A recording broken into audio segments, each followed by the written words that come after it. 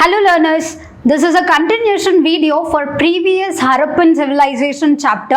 As I promised that we would be talking today about the key sites and what are the major discoveries found and also how exactly or what are the theories present in or the theories given by historians, the reason for why this civilization has to decline. So we'll dwell upon this particular topic. Before that, in the previous video, I have given a question for you to solve. I was asking which of the following is not a characteristic feature of the Harappan sites. Obviously, we've spoken and we've seen the images of the presence of citadel and lower town. And also, we've seen the drainage system. It is saying that the absence of drainage system, but we discussed about drainage system. Standardized brick sites. I've shown and said that the weight and measurement system was very well practiced and very well advocated in the civilization. And trade routes, we spoke about this. So there is no question that there was no drainage system. So this will be the correct answer. Secondly, I have given that Harappan sites were built on elevated platforms. The elevated platforms was to protect the cities from floods and seasonal water logging. The whole civilization was there on the banks of river Indus and river Saraswati. So to protect that, these were constructed on the elevated sites. So the assertion is clear and the reason is clear. So the answer would be A. So moving on, we will see the sites, the major important sites, what are the artifacts found and where exactly the location is. Firstly, and the important as the name goes, it is about Harappan sites. So we'll talk about the site Harappa, which is in the Pakistan, in the present day Pakistan region, the Punjab province. So this site first was being discovered. The whole Harappan civilization or the whole existence of civilization as a topic came forward when we discovered Harappa. We found dual burial pits and granaries and seals. See, everything whichever we found in this region or the whole civilization has a very great significance till today. Dual burial pits shows that there was some kind of ritualistic activities going on. People believed in ritual. If we know in anthropology, we know that the early people or the tribe people or all who are actually primitive in the societies, they believe in animistic beliefs or at least nature worship. They do perform some kind of some kind of rituals or some kind of ceremonies, but maybe it cannot be associated with the complexity of the urban people or even the rural villages are following. So the dual burial pits suggest us that there was some kind of ritualistic activities going on. And what is the important finds? We have found a dancing girl figurine like a statue. This is the exact figure of the dancing girl which was being found in the site Harappa. And also a red sandstone torso. A male torso was found in the site, and this site is in Punjab region. If you see the beauty, if you see the well-crafted figurine, the statue, we're talking something about approximately 4,000 years ago artifact. Look at the detailing of the bangles. Look at the detailing of the jewelry and also the hair and the pose.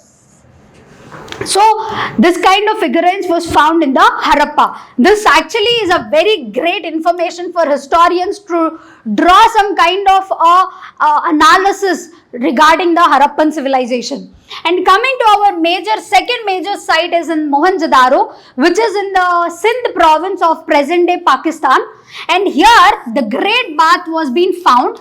See this, it is predicted like the Great Bath would be something like this. People used to change their clothing or something, and the entrance over here, the mass people and the water pool. This is like a prototype, the blueprint of what exactly it can be. This is like a predictable.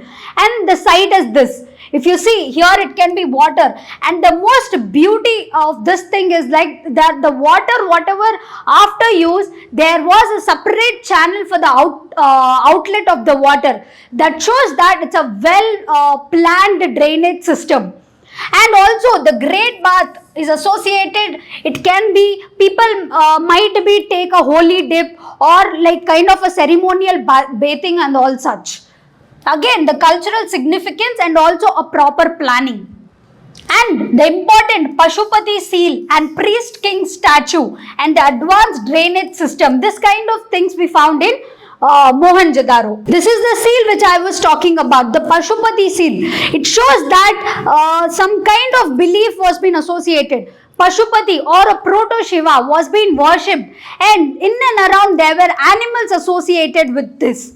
See, these are the 4 animals. Do ponder upon it. Go back to your history books or at least NCERTs and say or try to understand what kind of animals were there. In the previous video, I said that they were having some kind of imaginary animals, paintings or an artifacts as well, like a unicorn and all. So, they were firmly believing in animals, and they were portraying in their paintings this kind of images in the seals form or the pottery form. So do go and learn about what are the animals present. And the Pashupati seal, this is the seal. And the priest or king, we do not know because we couldn't decipher yet the script of these people, the Harappans. So we do not exactly know if this particular statue is exactly a king or a priest. So we named it as priest king statue. Look at the beauty, look at the floral designs, the detailings and the specifics, the hair band, hair tie.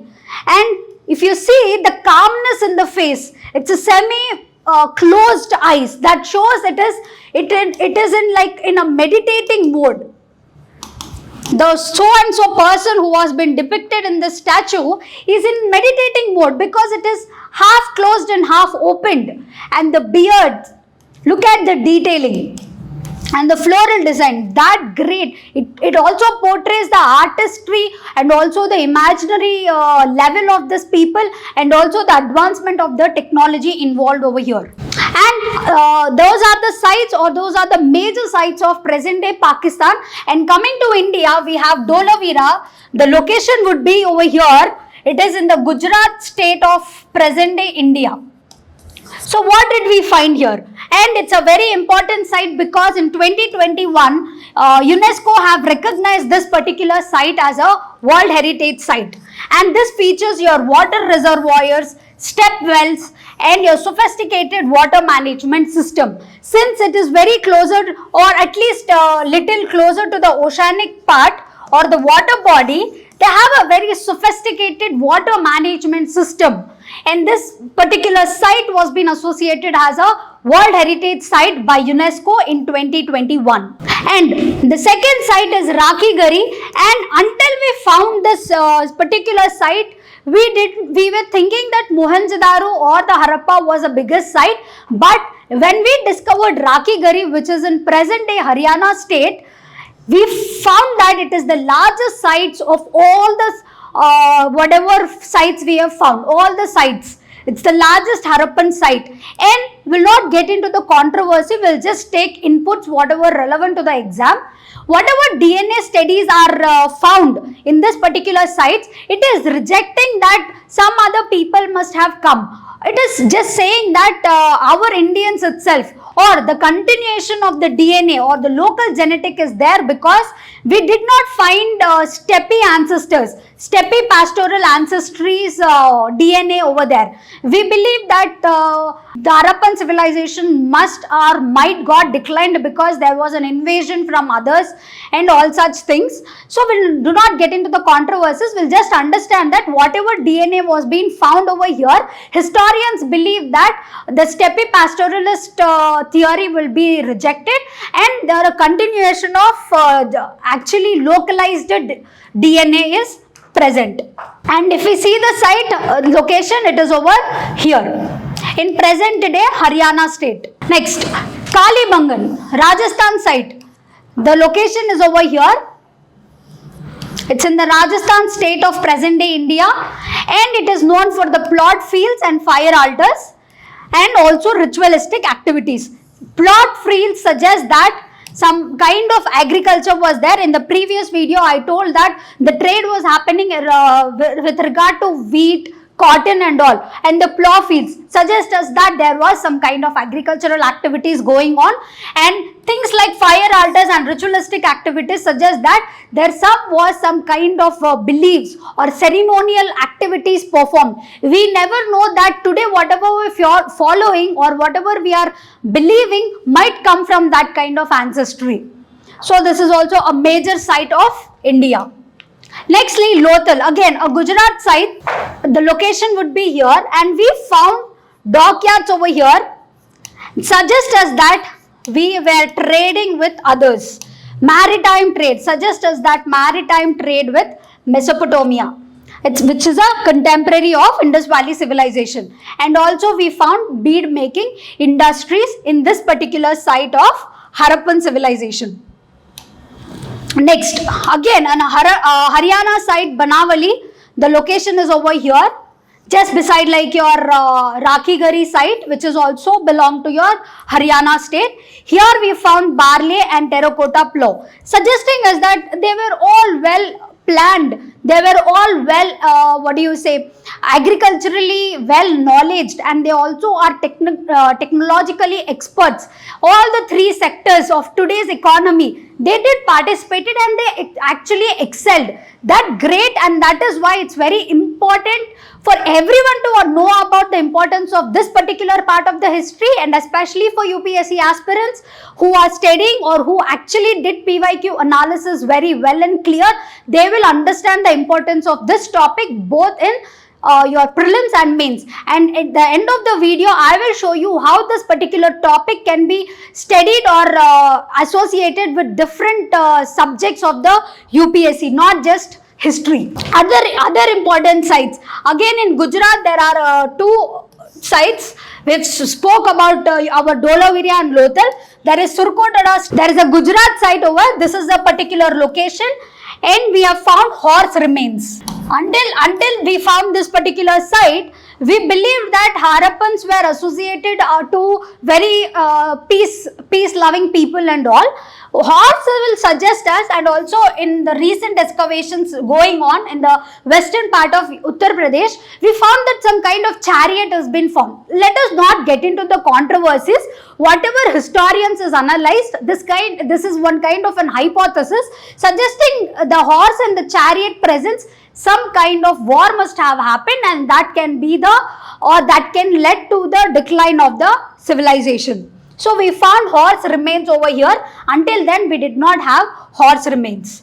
Then again, Chanudaro, this is a location over here in the present day Pakistan.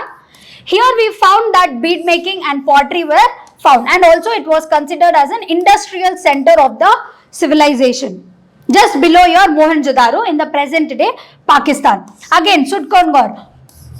It is there in the present day Pakistan, and it is a coastal trading post. We found dockyard, we found coastal trading post, we found the remains of agriculture, and also we found some kind of ritualistic activities and all. So the civilization as a whole life and the cradle for us to understand the history. So before studying, after the Stone Age part, this is very important to analyze and understand.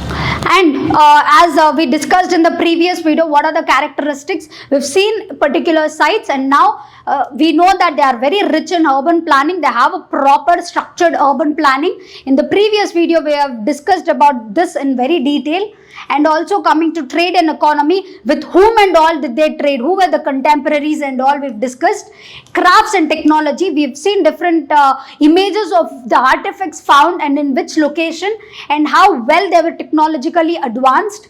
And also we found the script and seals. The script has to be deciphered. We never know what we will come to and conclusion and all once we get once it is get deciphered. And also we have seen seals and the images and the animals print on the seals. So these are the key characteristics of the civilization. So now we'll get into the theory. We'll not get into the controversial part. Whatever is there present in the history books and whatever the historians are telling, we'll just go there. So the decline is in roughly start between your 1900 BCE, and this whole civilization got fragmented into the smaller parts. One reason can be your climate change. I will show you how one can ask a question regarding climate change. Present day, the ongoing long lasting debate, the environmental or the climate change issue, how this can be associated. This IVC example. So the climate change thing, because of the drying up of rivers, and the Saraswati river in present day we cannot find. So we have associated with the Gagra Hakra thing. So because of the drying up part, there can be some kind of migration happening. Environment related migration must have happened, or because of floods. And we are not just coming down to a conclusion. We found some kind of evidence in Mohenjo-daro. Possibly this kind of floods must have disrupted the settlement. Also the tectonic, the shift, the river course. Actually, when the river is supposed to flow like this, and when it changed the course, whatever the homes or the settlement is there, they have to get disrupted for sure. So it can also be a reason. And economic decline, maybe because of their contemporaries getting declined, or whatever the urban centers present in and around civilization and outside the civilization, they must have got declined. So as a whole, the whole civilization has to get declined because of the global influence. Today we will talk, in today's newspapers, UPSC's answers, everything we will talk how globally any scenario will impact India. This can be also a reason. Globally, all the urban centers must have coming down, and in the same way, civilization, the whole civilization got eradicated. Resource depletion and agricultural failures also can happen, and they must have this reason must have led to migration. Also socio-political factors, outside influence, or because of there was no centralized power. In the previous video I told this, they must be following oligarchy. So maybe because there was no centralized power, or there was no proper military, which they led for the vulnerabilities. Internal conflicts or societal collapse might happen because of the resource scarcity. Some kind of civil rebellion, because any urbanization when reached its peak, if there is no proper management or no proper leadership, definitely the graph will go down and should go down. So maybe because of no proper centralized thing, internal conflicts or the external, external influence must have led to the decline of the civilization. Invasion hypothesis, first things first, will not get into the politics, we'll just say whatever was being proposed. Mortimer Wheeler proposed that skeletal remains, whatever are there, it is suggesting for Aryan invasions, Aryan people who are coming from your Iran part or the central India part, that particular region of the world, they must have come, killed all the people present in the Indus Valley civilization, and they must have taken over, and this must have led to the Vedic civilization. We never know, this is just a theory. And modern genetic studies are saying that gradual decline rather than abrupt destruction. Maybe some kind of resource scarcity or some kind of internal conflict. Slowly, they must be fighting, or they must be struggling for the basic necessities, and slowly the civilization must have declined, but not like suddenly it got disrupted. So invasion theories are also there. What are the recent updates? UNESCO's recognition in 2021 says that, I've said you, Dholavira was being considered as the UNESCO World Heritage Site, and also we've discussed how DNA analysis at Rakhigarhi was happened. And the Saraswati river hypothesis, the satellite imagery supports the existence of this river system, and also we found this river mentioned in our Vedic scripts and also our ancient text. Technological insights. Recent excavations reveal evidence of advanced water management and urban planning, indicating a high degree of technological sophistication. Obviously, this is there. So, what is this particular civilization portraying? It is portraying the rich heritage of the Indian land in respect to your innovation, trade and urban planning. And what can we learn from this? How the impact of environment and socio-economic challenges can lead to the whole decline or the whole abruption or the whole destruction of the civilization. It's a very important point for every human to understand that environment should be taken at a serious note. from this particular civilization. And recent discoveries have showed how we have to preserve and study the our history or our artifacts, so that we can analyze how exactly or from where exactly we are coming from. The relevance, this is very important. Directly we'll try to link with our UPSC. But just imagine one asking you in a GS3 disaster management paper, climate impact on civilizations and technological advancement. Don't you think when you mention your civilization or IVC as an example in this or as a case study, don't you think you will score an edgy mark? In this way, any topic or any news, you have to relate multidimensionally. You can use this particular thing in your disaster management. And also as an essay topic, the role of environment in the rise and fall of civilizations. One very beautiful example is your IVC. Cultural continuity in ancient India. How that time we were giving importance to some kind of ceremonies and how we are giving it today. This kind of comparison is very important in the exam. In that way, your answers are going to look holistically. So this is all about the IVC, and these are the major points you need to know and understand holistically. We have covered holistically. We have seen the significance, we have seen what are the reasons, we have seen the sites exactly, and how this topic will be linked to different particular topics, and this particular part of the history you can take an example for different subjects in the UPSC syllabus. Thank you.